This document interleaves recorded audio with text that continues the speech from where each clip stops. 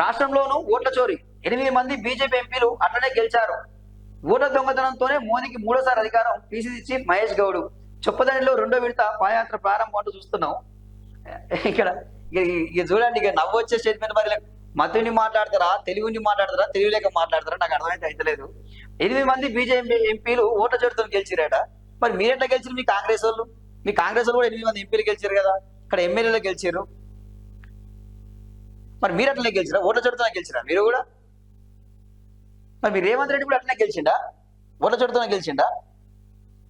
అయ్యో ఈ మాటలు మహేష్ కుమార్ గౌడ్ మాటలు చూస్తే మరి ఓట్ల చోరీ జరిగింది అంటారు కదా. మరి రిజైన్ చేయండి, మీరు రేవంత్ రెడ్డి రిజైన్ చేసి మళ్ళీ ఎలక్షన్ పొమ్మని చెప్పండి.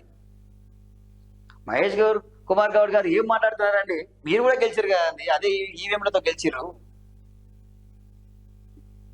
బీజేపీ గెలిచింది ఎట్లా, ఎన్నిసీట్ ఎట్లా గెలిచింది అందరికీ తెలిసిన విషయమే. కవిత మీద లిక్కర్ కేసు పెట్టి కవితను అడ్డం పెట్టుకొని బీఆర్ఎస్ ఓటు చోరీ చేసింది బీజేపీ.